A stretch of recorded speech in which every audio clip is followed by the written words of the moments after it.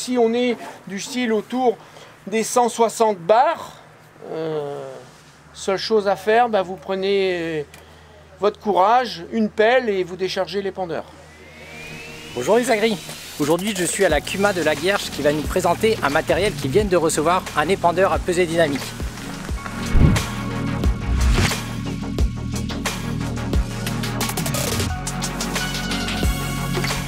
Ça fait plusieurs années qu'on se posait la question d'investir. On avait une demande de nos adhérents. Et comme je l'ai dit tout à l'heure, c'est par le plan de relance France Agrimaire qui nous a incité à passer le pas. On est subventionné à hauteur de 30% pour un investissement au total de 72 000 €. Pour avoir un épandage plus précis. Et en plus, on a pris une table d'épandage à pesée dynamique, ce qui nous permet d'avoir la pesée. C'est une vraie DPAE, c'est-à-dire qu'en fonction du produit qu'on va avoir, l'épandeur va gérer l'épandage. Et ça va nous permettre d'épandre beaucoup plus régulièrement et d'être beaucoup plus précis dans nos apports. Vous aurez l'obligation de brancher 2 prises 3 plots en cabine. Vous accrochez votre épandeur, vous faites la purge au niveau de la suspension de flèche.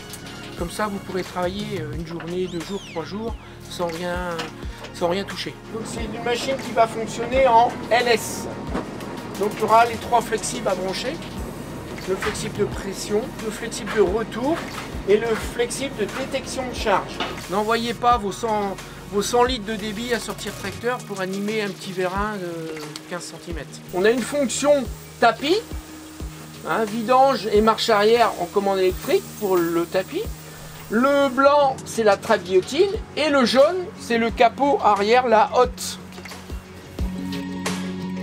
Cette molette-là, elle va servir quand on va visser. Ça va être un dépannage manuel pour le tapis. On va faire tourner le tapis en vidange. Si on appuie dans le centre du petit tiroir, on va permettre le débourrage du tapis.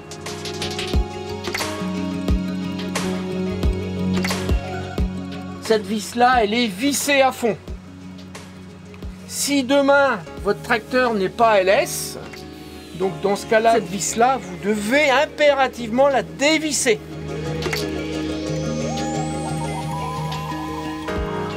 On a une location à la journée, donc pour optimiser la location, les adhérents mettaient tout leur fumier au champ et épandaient sans faire de route.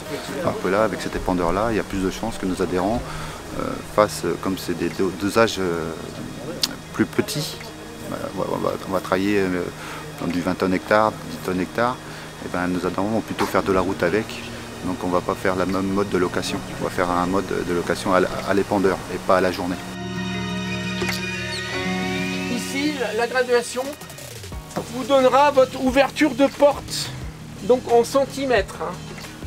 Si votre flèche, au fur et à mesure, elle se trouve décalée par rapport au point 0, alors que votre trappe guillotine elle est fermée pour rentrer des vérins, dans ce cas-là, vous referez une purge. Le graissage, ici, quotidien, graissage quotidien, la tension de tapis, 2 traits noirs verticaux, donc c'est la maille verticale, trait noir horizontal, c'est la maille à plat.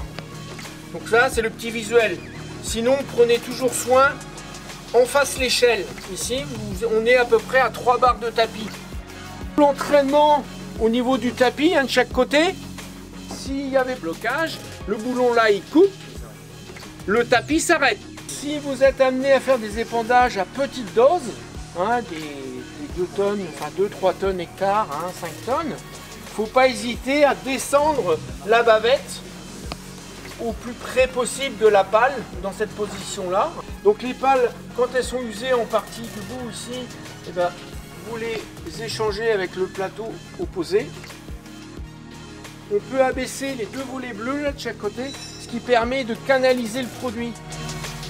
L'écran cabine, c'est simplement un écran de pilotage. Si demain vous cassez l'écran, vous remplacez par un écran de même version, votre écran, il n'y a rien à rentrer dedans en programme. Pour la mise en route du tapis. Donc mon tapis, je démarre mon chantier, je mets en on, en vert.